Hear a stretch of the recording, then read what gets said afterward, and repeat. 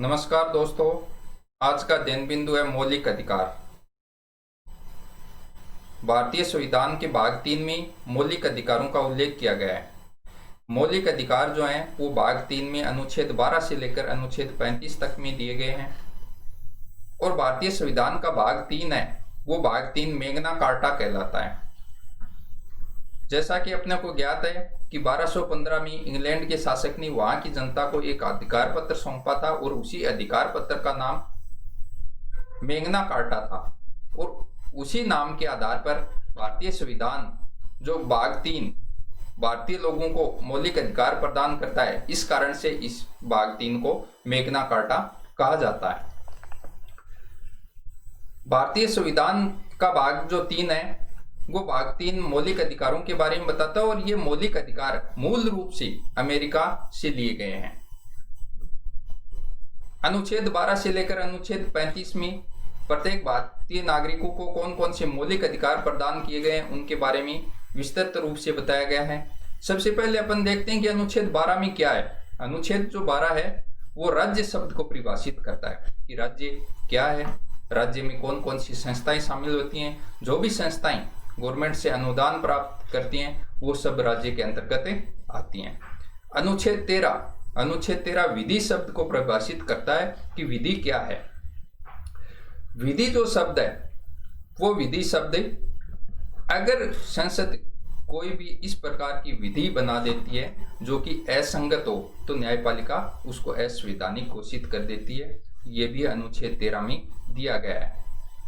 इस अनुच्छेद 13 में भाग 4 जोड़कर 1970 में 24वां संविधान संशोधन किया गया और उसमें बताया गया कि संविधान संशोधन जो है वो विधि शब्द के अंतर्गत नहीं आते हैं। 24वें संविधान संशोधन द्वारा 13(4) जोड़कर क्या प्रावधान कर दिया गया? संविधान संशोधन विधि शब्द के अंतर्गत नहीं आते हैं। तो इस प्रकार संविधान संशोधन को विधि शब्द से बाहर कर दिया गया था।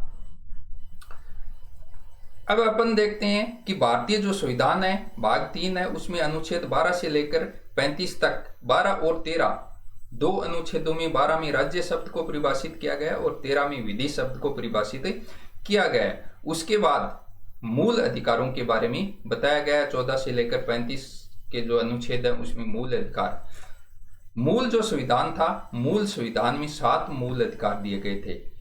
मूल संविधान में 7 मूल अधिकार थे जबकि वर्तमान में 6 मूल अधिकार हैं। 7वां जो मूल अधिकार था संपत्ति का मूल अधिकार, उस मूल अधिकार को मौलिक अधिकारों से निकालकर वर्तमान में अनुच्छेद 300 के तहत इसको एक कानूनी अधिकार बना दिया गया है। कानूनी अधिकार और मौलिक अधिकारों में अंतर क्या हो गया? फिर मौलिक जो अधिकार है, मौलिक अधिकारों के अंतर्गत अगर मौलिक अधिकारों का हनन होता है तो उच्च एवं उच्चतम न्यायालय रिटें जारी करती हैं। अनुच्छेद 32 के तहत उच्चतम न्यायालय और अनुच्छेद 226 के तहत उच्च न्यायालय 5 प्रकार की रिटें जारी करती हैं, जबकि कानूनी अधिकार के अंतर्गत रिट जारी नहीं की जाती। तो ये है मौलिक अधिकार और कानूनी अधिकारों में अंतर। अब अपन आते हैं कि मौलिक अधिकार हैं कितने। तो मूल संविधान में जैसा कि अपने ने देखा कि 7 मौलिक अधिकार दिए गए थे, लेकिन 7वां जो मौलिक अधिकार था उसको 42वें संविधान संशोधन द्वारा 1976 में हटा दिया गया। संपत्ति को मौलिक अधिकार को कानूनी अधिकार बना दिया गया। तो वर्तमान में 6 मौलिक अधिकार हैं। वर्तमान में कितने मौलिक अधिकार हैं? 6 मौलिक अधिकार जो इस प्रकार हैं: समानता का मौलिक अधिकार, स्वतंत्रता का मौलिक अधिकार, शोषण के विरुद्ध मौलिक अधिकार, धार्मिक स्वतंत्रता का मौलिक अधिकार, शिक्षा व संस्कृति का मौलिक अधिकार और संवैधानिक उपचारों का मौलिक अधिकार। ये 6 प्रकार के मौलिक अधिकार अपने को प्रदान किए गए हैं। तो अब हम इन मौलिक अधिकारों के बारे में विस्तृत रूप से अध्ययन करेंगे कि ये मौलिक अधिकार किस प्रकार अपने को प्राप्त हैं, इसमें क्या क्या प्रावधान किए गए हैं। तो सबसे पहला जो मौलिक अधिकार है वो समानता का मौलिक अधिकार।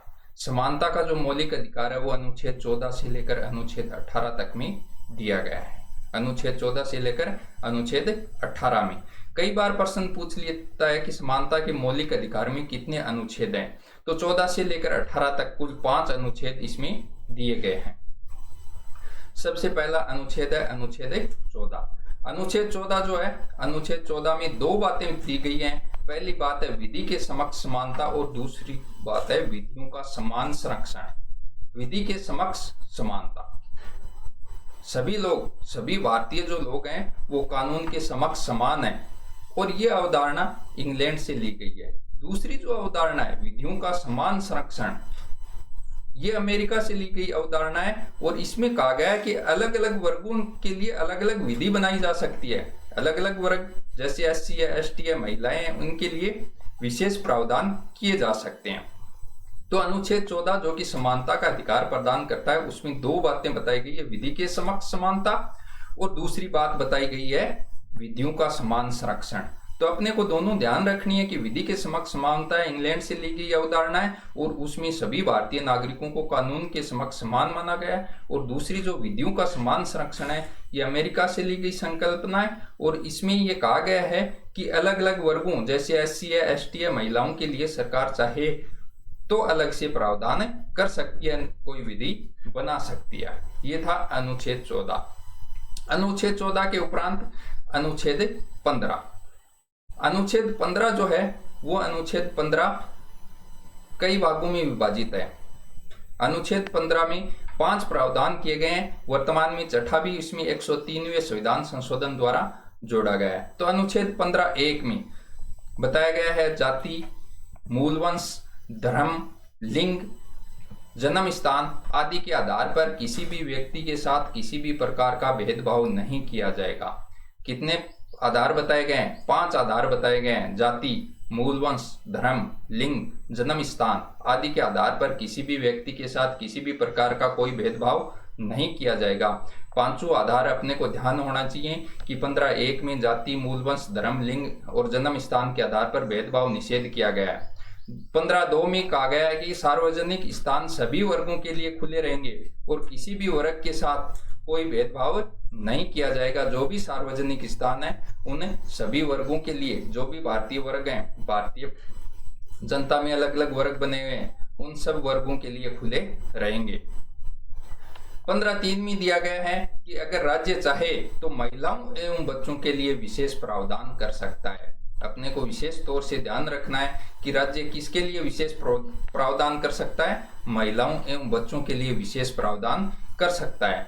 15(4) में दिया गया है कि राज्य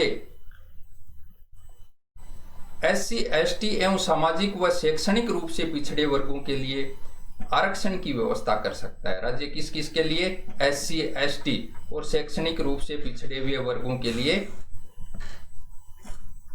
आरक्षण की व्यवस्था कर सकता है। शिक्षण संस्थाओं में आरक्षण दे सकता है वो। 15(4) में ये बताया गया है, और इसके लिए प्रथम संविधान संशोधन किया गया था 1951 में, और तब ये 15(4) जोड़कर एससी, एसटी को आरक्षण प्रदान कर दिया गया था। तो 15(4) में आरक्षण की व्यवस्था है, और आरक्षण की व्यवस्था किसमें है? शिक्षण संस्थाओं में आरक्षण दिया गया है, और प्रथम संविधान संशोधन द्वारा ये आरक्षण प्रदान कर दिया गया था। 15(5) जो है वो 15(5) भी शिक्षण संस्थाओं में आरक्षण से संबंधित है, और ये उच्च शिक्षण संस्थाओं में आरक्षण प्रदान किया गया था। एससी, एसटी एवं सामाजिक एवं शैक्षणिक रूप से पिछड़े वर्गों को उच्च शिक्षण संस्थाओं में आरक्षण प्रदान किया गया था, और इस आरक्षण की व्यवस्था 93वें संविधान संशोधन द्वारा 2006 में किया गया था। तो इस प्रकार 15 अनुच्छेद जो 15 है उसमें 5 भाग दिए गए हैं। छठे भाग की हम बाद में चर्चा करेंगे, अंत में चर्चा करेंगे कि इसमें छठा भाग 103वें संविधान संशोधन द्वारा क्या जोड़ा गया था। 5 भाग हैं। प्रथम भाग में बताया गया है कि जाति, मूलवंश, धर्म, लिंग और जन्म स्थान के आधार पर भेदभाव नहीं किया जाएगा। दूसरा बताया गया है कि सार्वजनिक जो स्थान है वो सभी वर्गों के लिए खुले रहेंगे। तीसरे में कहा गया है कि राज्य चाहे तो महिलाओं एवं बच्चों के लिए विशेष प्रावधान कर सकता है। चौथे में कहा गया है कि एससी, एसटी और पिछड़े वर्गों के लिए राज्य शिक्षण संस्थाओं में आरक्षण की व्यवस्था कर सकता है। और 5वें भाग में कहा गया है कि एससी, एसटी और सामाजिक रूप से पिछड़े वर्गों के लिए उच्च शिक्षण संस्थाओं में भी आरक्षण की व्यवस्था कर सकता है। तो शिक्षण संस्थाओं में 15(4) के तहत शिक्षण संस्थाओं में जो आरक्षण दिया गया था वो आरक्षण प्रथम संविधान संशोधन द्वारा दिया गया था, और 15(5) के तहत जो आरक्षण प्रदान किया गया है वो 93वें संविधान संशोधन 2006 द्वारा इसमें जोड़ा गया था। ये जो समस्त बातें हैं, ये समस्त बातें अपने को ध्यान रखनी है। तो अनुच्छेद 14, अनुच्छेद 15। अब आते हैं अनुच्छेद 16। अनुच्छेद 16 जिसमें भी 5 प्रावधान किए गए हैं और वर्तमान में 103वें संविधान संशोधन द्वारा छठा प्रावधान इसमें जोड़ा गया है। तो 16(1) में कहा गया कि रोजगार के अवसरों की समानता, सभी भारतीय नागरिकों को रोजगार में अवसरों की समानता प्रदान की जाएगी, ये 16(1) में बताया गया है। 16(2) में बताया गया है कि राज्य किसी भी आधार पर किसी भी व्यक्ति के साथ भेदभाव नहीं करेगा। किसी भी आधार, उसमें 2 आधार दिए गए हैं, उद्भव व निवास के आधार पर। उद्भव व निवास के आधार पर हमने देखा था कि 5 आधार दिए गए थे 15(1) में, जिसके आधार पर भेदभाव नहीं किया जाएगा, और 2 आधार इसमें दिए गए हैं 16(2) में, उद्भव और निवास के आधार पर। तो इस प्रकार है 2 आधार हैं 16(2) में और 5 आधार हैं 15(1) में। ये सभी अपने को ध्यान रखने हैं, जिसके आधार पर राज्य भेदभाव नहीं कर सकता। 16(3) में क्या कहा गया है कि राज्य चाहे तो निवास के आधार पर भेदभाव कर सकता है और इस संदर्भ में कानून बनाने का अधिकार संसद को है। यानी कि भेदभाव 16(2) में जिस भेदभाव के लिए मना किया गया था, उसी भेदभाव को 16(3) में कहा गया है कि निवास के आधार पर भेदभाव कर सकता है, लेकिन इसके लिए क्या करेगा, संसद को कानून बनाना होगा। और कानून बनाने के संदर्भ में अपन ने देखा था कि 98वें संविधान संशोधन द्वारा 371 जे जोड़ा गया, और जिसमें कर्नाटक हैदराबाद एरिया को के लिए राज्यपाल को विशेष प्रावधान करने का शक्ति दी गई थी। 98वें संविधान संशोधन द्वारा 371 जे जोड़ दिया गया और उसके द्वारा कर्नाटक हैदराबाद का जो एरिया है उसमें राज्यपाल को विशेष प्रावधान करने की शक्ति प्रदान की गई थी। तो ये था 16(3). 16(4) में क्या कहा गया है कि राज्य समाज के पिछड़े वर्गों एवं सरकारी सेवाओं में अपर्याप्त प्रतिनिधित्व वाले वर्गों की आरक्षण की व्यवस्था कर सकता है। देखो 15(4) में क्या था, शिक्षण संस्थाओं में पिछड़े वर्गों को आरक्षण दिया गया था। 16(4) में पिछड़े वर्गों को सरकारी सेवाओं में आरक्षण प्रदान किया गया है। पिछड़े वर्गों को किस में प्रदान किया गया, सरकारी सेवाओं में आरक्षण दिया गया। उसमें था शिक्षण, 15(4) में था शिक्षण संस्थाओं में, और इसमें है सरकारी सेवाओं में। 16(5) में प्रावधान किया गया है कि किसी धर्म विशेष संप्रदाय जो है उसकी कोई धार्मिक संस्था है, जैसे गुरुद्वारा है, मंदिर है, मस्जिद है, उसमें यदि किसी व्यक्ति को नियुक्त करना है तो उस संप्रदाय विशेष के व्यक्ति को वरीयता दी जाएगी। 16(5) में कहा गया है यदि किसी संप्रदाय विशेष के धार्मिक संस्थान में किसी व्यक्ति की नियुक्ति करनी है तो वो नियुक्ति में उसी संप्रदाय के व्यक्ति को वरीयता दी जाएगी। ये 16(5) में प्रावधान किया गया है। तो इस प्रकार 16 में ये 5 प्रावधान किए गए हैं। रोजगार में अवसरों की समानता, राज्य किसी भी आधार पर किसी व्यक्ति से भेदभाव नहीं करेगा, राज्य चाहे तो निवास के आधार पर भेदभाव कर सकता है और इस संदर्भ में कानून बनाने का अधिकार संसद को है, और संसद ने 98वें संशोधन द्वारा कर्नाटक हैदराबाद एरिया के लिए विशेष प्रावधान किए थे।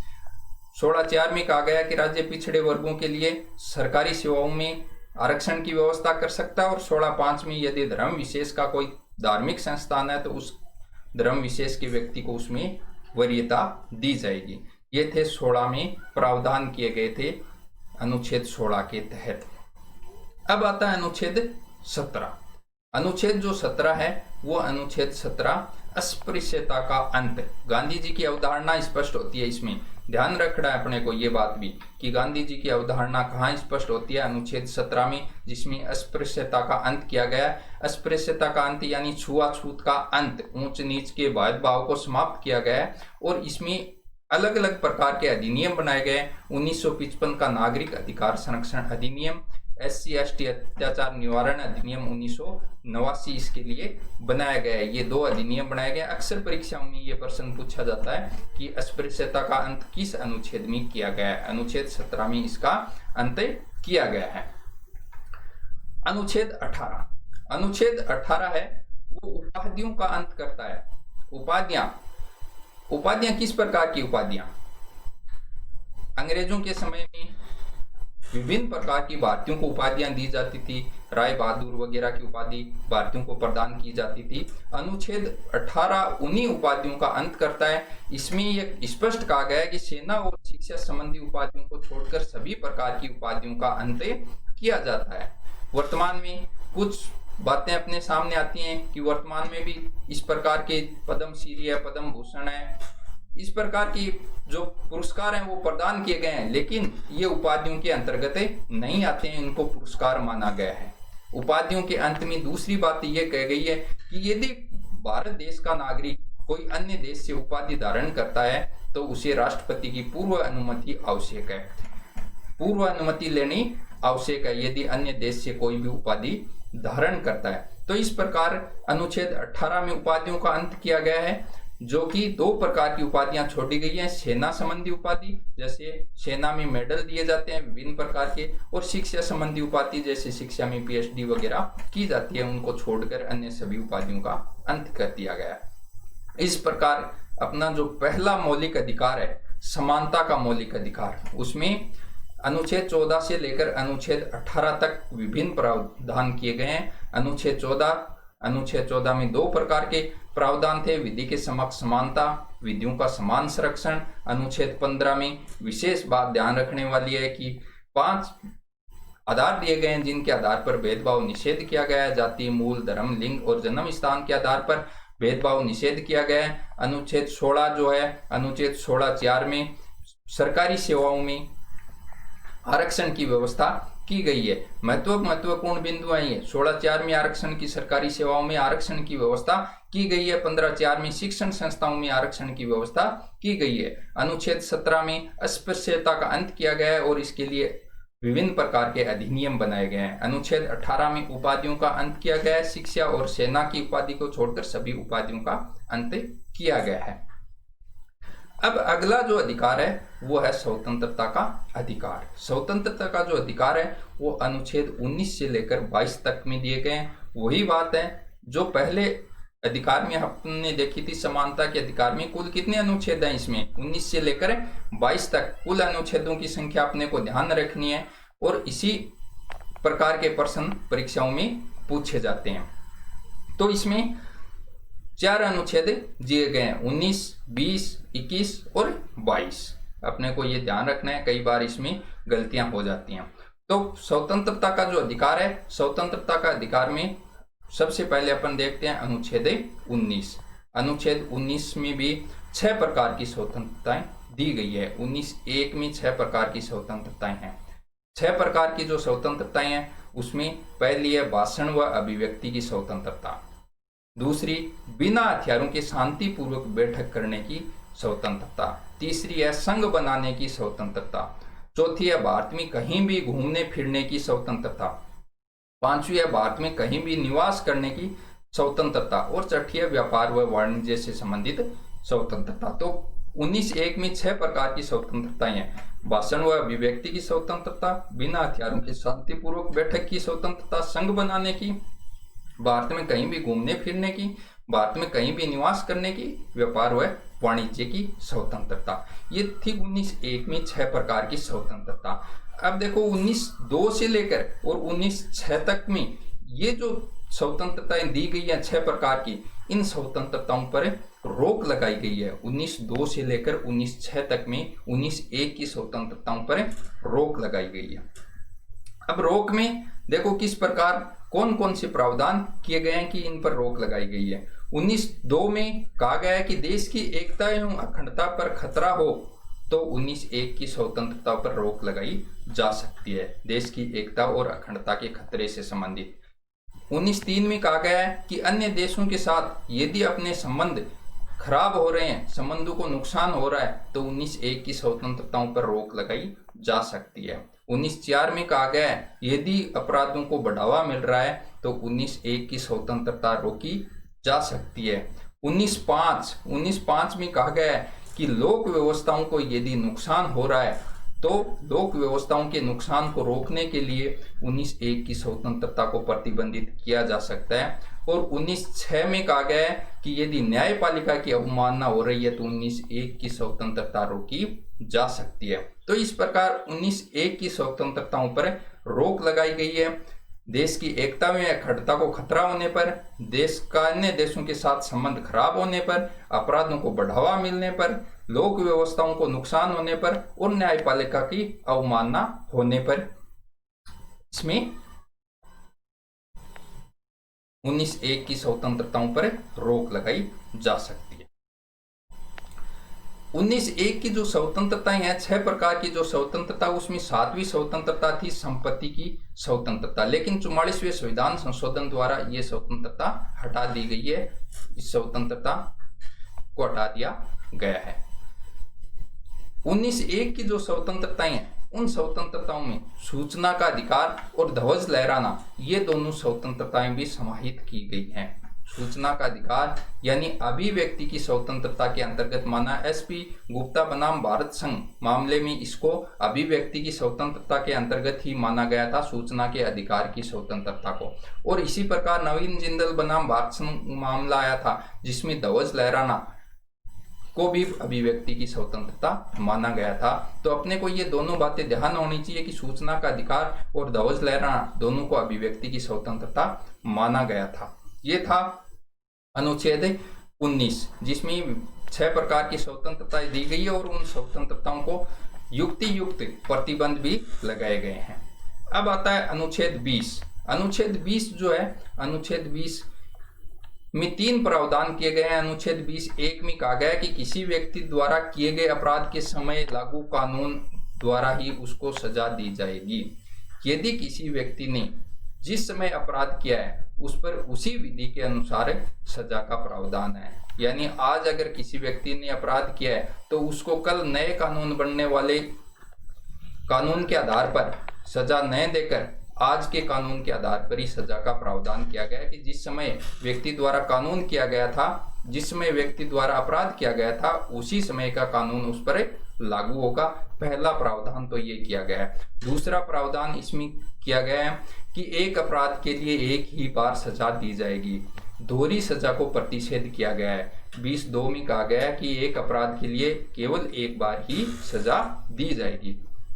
तीसरा 20(3) में प्रावधान किया गया है कि किसी भी व्यक्ति को अपने खुद के खिलाफ गवाही देने हेतु बाध्य नहीं किया जा सकता।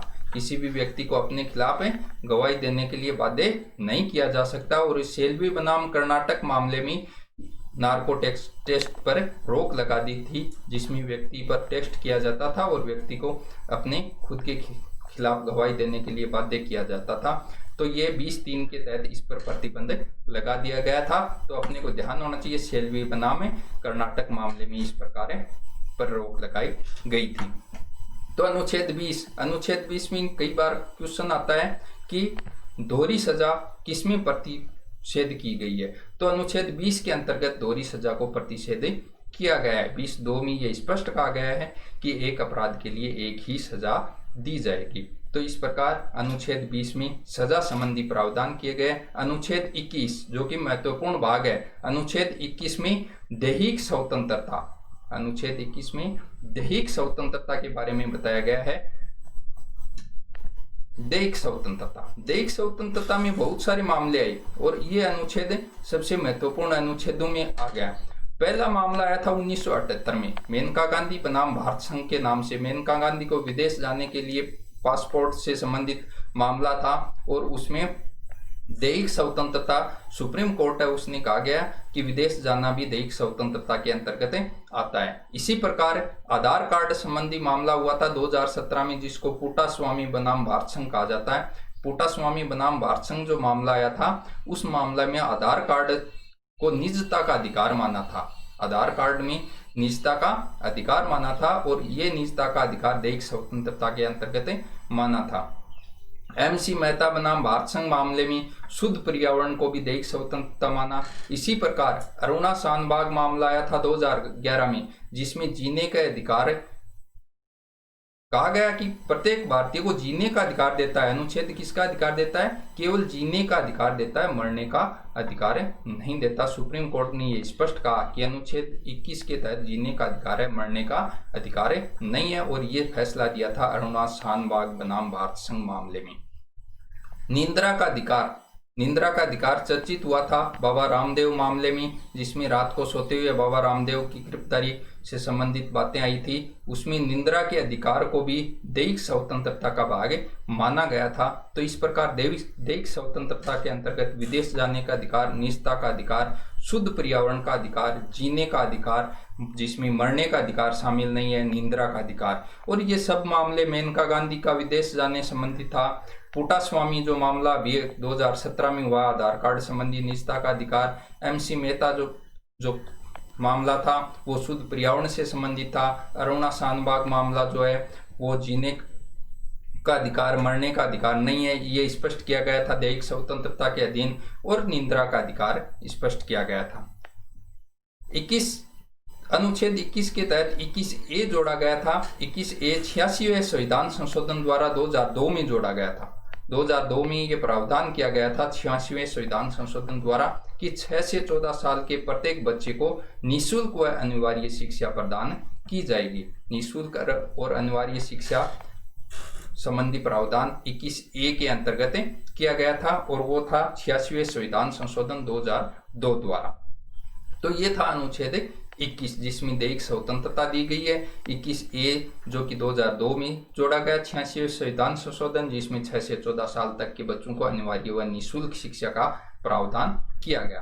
अब आते हैं अनुच्छेद 22। अनुच्छेद 22(1) अनुच्छेद 22(1) में गिरफ्तार होने वाले व्यक्ति से संबंधित अधिकारों की बात की गई है कि गिरफ्तार होने वाले व्यक्ति को भी गिरफ्तारी का कारण जानने का अधिकार है। गिरफ्तारी का कारण जानने का अधिकार है, कानूनी सलाह लेने का अधिकार है, और 24 घंटे के अंतर्गत उसको मजिस्ट्रेट के सामने प्रस्तुत करने का उसका अधिकार है। तो 3 अधिकार दिए गए हैं 22 में: गिरफ्तारी का कारण जानने का अधिकार, कानूनी सलाह लेने का अधिकार, और 24 घंटे के अंतर्गत उसको मजिस्ट्रेट के सामने प्रस्तुत करने का अधिकार। अब अनुच्छेद 22 में याद रखने वाली महत्वपूर्ण बात है कि अनुच्छेद 22 में कुछ प्रतिबंध भी लगाए गए हैं, किस किस को ये अधिकार प्राप्त नहीं है।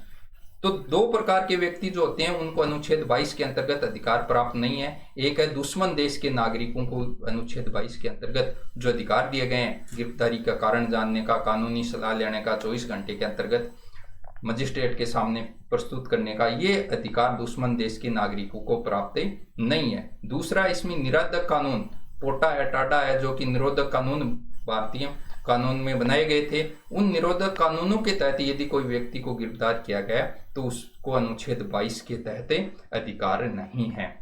इस अनुच्छेद 22 का मौलिक अधिकार उनको प्राप्त नहीं है। तो 2 प्रकार के व्यक्तियों को अनुच्छेद 22 के मौलिक अधिकार प्राप्त नहीं है। एक है दुश्मन देश के नागरिक, और दूसरा है जिसको निरोधक कानूनों के तहत गिरफ्तार किया गया, ऐसे नागरिकों को यह अधिकार प्राप्त नहीं है। तो ये था स्वतंत्रता का अधिकार, जिसमें अनुच्छेद 19, अनुच्छेद 20, अनुच्छेद 21 और अनुच्छेद 22। अनुच्छेद 19 में स्वतंत्रताएं दी गई है, 6 प्रकार की स्वतंत्रताएं हैं, और इन 6 प्रकार की स्वतंत्रताओं पर युक्ति युक्त प्रतिबंध लगाए गए हैं। फिर अनुच्छेद 20 है। अनुच्छेद 20 में गिरफ्तार किसी भी व्यक्ति जो अपराध करता है, अपराधी को सजा के प्रावधान से संबंधित बातें बताई गई है कि इसको दोहरी सजा नहीं दी जा सकती। अनुच्छेद 21 दैहिक स्वतंत्रता की बात करता है, और अनुच्छेद 22 गिरफ्तार व्यक्ति के अधिकारों की बातें करता है। तो इस प्रकार अनुच्छेद 19 से लेकर 22 तक स्वतंत्रता का अधिकार के बारे में हमने विस्तृत रूप से चर्चा की। अब आते हैं हम तीसरा मौलिक अधिकार, शोषण के विरुद्ध मौलिक अधिकार। शोषण के विरुद्ध मौलिक अधिकारों में केवल 2 अनुच्छेद दिए गए, अनुच्छेद 23 व अनुच्छेद 24। अनुच्छेद 23 जो है वो बेगार प्रथा व मानव व्यापार पर रोक लगाता है। अनुच्छेद 23 में 2 बातें हैं, बेगार प्रथा और मानव व्यापार पर रोक। ये 2 बातें अनुच्छेद 23 में दी गई है। बेगार प्रथा, व्यक्ति को बिना वेतन के कार्य करवाना बेगार प्रथा के अंतर्गत आती है। और बेगार प्रथा में राजस्थान में सागड़ी प्रथा चलती थी, हाली प्रथा चलती थी, वो बेगार प्रथा में आती थी। और राजस्थान में इन दोनों प्रथाओं पर अनुच्छेद 23 के अंतर्गत रोक लगा दी गई थी, सागड़ी प्रथा और हाली प्रथा। बेगार प्रथा में एक प्रावधान ये भी किया गया कि यदि सरकार चाहे तो वो राष्ट्र हित में बेगार प्रथा करवा सकती है। राष्ट्र हित में इसको छूट दी गई है कि राष्ट्र हित में यदि कार्य करवाना चाहे तो सरकारें करवा सकती है। दूसरा है मानव व्यापार, जिसमें महत्वपूर्ण शब्द आता है कबूतरबाजी। कबूतरबाजी शब्द जो कि मानव व्यापार से संबंधित है, और ये किससे जुड़ा हुआ है, अनुच्छेद 23। शोषण के विरुद्ध अधिकार से संबंधित है। तो इस प्रकार शोषण के विरुद्ध अधिकार में केवल 2 अनुच्छेद दिए गए हैं, अनुच्छेद 23 व अनुच्छेद 24। अनुच्छेद 23 में बेगार प्रथा और मानव व्यापार से संबंधित है और अनुच्छेद 24 बाल श्रम पर रोक है। बाल श्रम में कहा गया है कि खतरनाक जगहों पर छोटे बालकों को, 14 वर्ष से कम आयु वाले बालकों को कार्य करना प्रतिषेध किया गया है। बाल श्रम के अंतर्गत 14 वर्ष तक के बालकों को इसमें खतरनाक जगहों पर कार्य करने से प्रतिबंधित किया गया है। ये था शोषण के विरुद्ध अधिकार।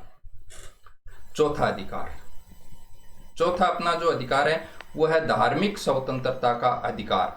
धर्म से संबंधित अपने पास कौन कौन से अधिकार हैं, इसके बारे में अपन पढ़ेंगे। अगली जो अपना वीडियो है उसमें धार्मिक स्वतंत्रता के अधिकार से लेकर जितने भी जो भी अधिकार हैं बाकी के, उन सभी अधिकारों के बारे में विस्तृत अध्ययन करेंगे। तो इस प्रकार 3 अधिकारों के बारे में आज हमने पढ़ा। समानता का अधिकार जो कि 14 से लेकर 18 तक दिया गया है, स्वतंत्रता अधिकार जो कि 19 से लेकर 22 तक दिया गया है, और शोषण के विरुद्ध अधिकार जो कि 23-24 में दिया गया है। इसके बारे में विस्तृत रूप से हमने अध्ययन किया। धन्यवाद, नमस्कार। फिर उपस्थित होंगे अगले वीडियो में बाकी के मौलिक अधिकारों के साथ। तब तक के लिए जय हिंद।